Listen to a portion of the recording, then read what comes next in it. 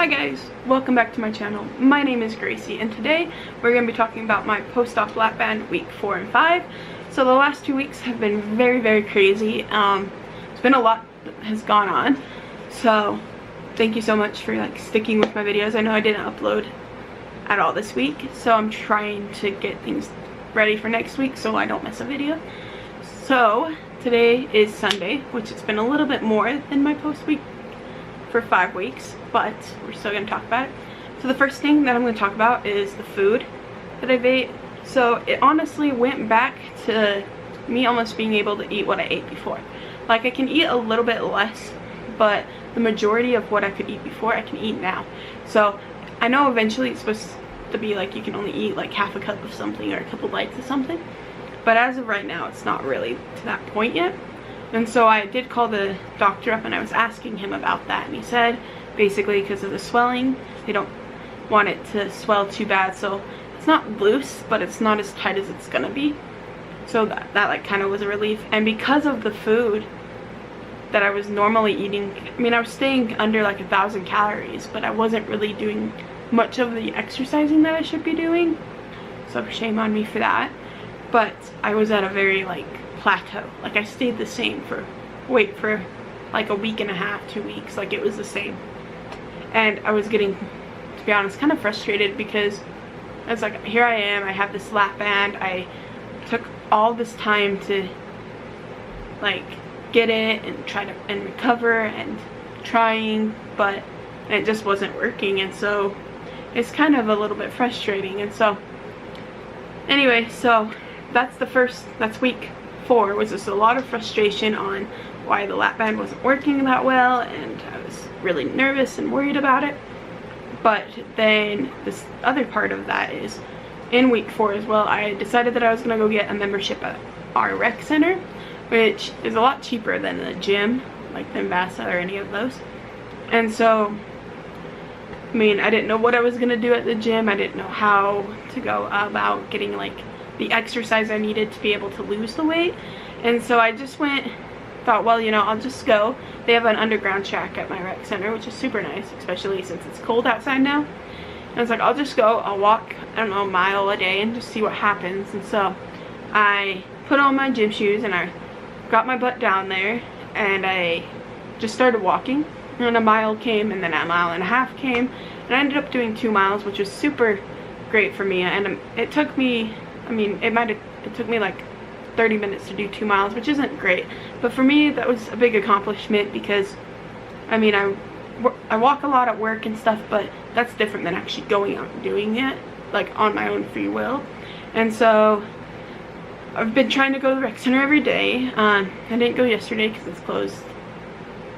On Saturday nights it closes at 7, and I didn't get there till 7:30, which is usually the time I've been going, and it's closed on Sunday, which is today, so I didn't go today, but tomorrow. And I really like our rec center because it has a lot of classes, like water Zumba, racquetball, there's a big weight gym, there's swimming pool, lots of stuff you can go and do. So I'll keep you guys updated on that and what I decide I need to go do. If you have any suggestions on some exercising tips, or maybe even just workout plans or something like that, that'd be great, because I'm pretty new at this, so I'm not quite sure how to do all that yet. But the other thing I was going to talk about is week 5. So week 5 started about the same. I was just going to the rec center a lot, and I was getting the food that I needed. I was focusing more on my proteins and things like that, less carbohydrates, all of those lovely good things.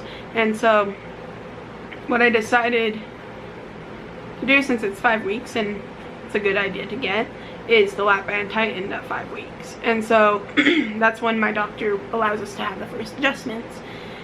And to be honest, I was super scared because, I mean, I don't like needles that well, and I know they had to put a needle in my belly, and the idea of it just kind of freaked me out a little bit. But so I went up on Thursday to get it filled for the first time, and the nurse is really nice there, and so I went in there and she explained the procedure a little bit about how there was going to be 2 shots. The first one was going to be numbing shot that's just poked into the skin a little bit, and then it was almost like an instant numbingness so that I couldn't feel the actual needle going into the port. And so she said it was gonna sting a little bit, and it did sting a little bit, but it wasn't super bad.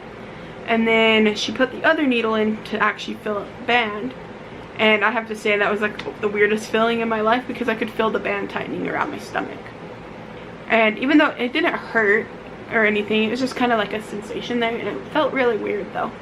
And so she gave me the shots and stuff, put the band-aid on. We talked a little bit about the whole plateauing and how to fix that, and how to make sure that I'm getting the right amount of energy, like burning the right amount of energy and calories to be able to be losing weight more effectively. But she basically explained too about how the lap band tightening works, and how you're supposed to go in about every 2 weeks is what she suggested that I do, to be able to lose more weight and keep it off better. Where I went to get my lap band, everyone that works in that doctor's office have a lap band, so it's a lot nicer in a way, because then they actually aren't used to the questions and have experienced it themselves. But the other thing that I was just going to talk about is just kind of my thoughts on like what has happened in the last 2 weeks and how life's been with the lap band. So usually in the mornings, what I'll try to do is just like eat really small breakfast, like peanut butter on toast or applesauce or something small like that isn't necessarily gonna fill up my belly a lot. So I work early in the morning. I work at 7 a.m. and so it's a lot easier, I think, than if you wake up later and don't eat as much, or eat more because you wake up later in the day. So I usually just will take like yogurt, applesauce, like I said, toast, banana, something like that with me to work. So it kind of helps me limit that smaller breakfast that I try to get. I have a hard time eating breakfast in general, so it's kind of good to just have those little things. Then for lunch, usually what I've been eating is, I have these chicken breasts that are already cooked that you just warm up in the microwave or in the oven. And so I've been trying to eat one of those, and maybe like a half of one of those, and throw in some, I don't know, like carrots or some sort of vegetable or fruit to kind of give me more. Because personally I have a really hard time getting enough proteins in my body, so I try that really hard to push those proteins. And then for dinner, I'll usually eat, you know what I mean, it just depends what surrounds. My dinner isn't as set as my lunch and breakfast, but lately I'll have like some chicken noodle soup or something to that effect. Not really a big meal, more like a smaller meal. My lunch is really my biggest meal that I have. And then for snacks, like if I'm like craving a little bit of a sugar thing, I'll just have like a Jolly Rancher, or occasionally maybe like a popsicle or something. And I have these fruit popsicles that I eat, that are really good. They're good for you. They're better than the normal popsicles because they're not pure sugar. And so I think I'm getting in the hang of like eating better. And I drink lots of water, which I never had a problem with drinking lots of water, because I had played tennis and drank tons of water when I was playing tennis, so I just kind of kept that habit up.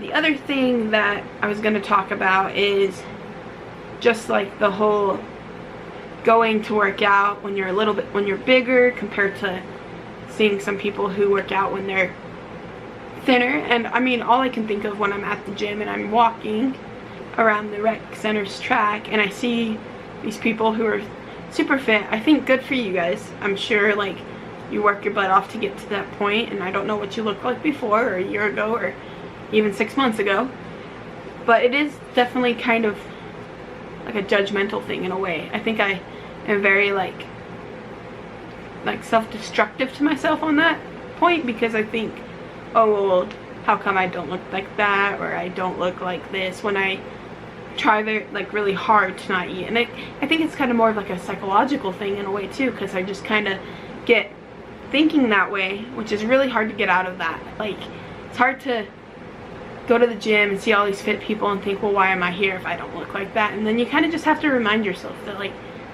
yeah, that is why you're at the gym, and you're at the gym to make yourself better. You're not there for them, you're there for yourself. You're there to work on yourself, to make yourself healthy, feel better. But yeah, so that's like my little daily inspiration. Just like, if you're at the gym and you're working your butt off and you're trying really hard to get to in the shape you want to be, or anything in life, like, you just got to keep going, because at the end of the day you're there for yourself and not for anybody else. And that kind of just goes like with everything. I mean, work, school, anything like that.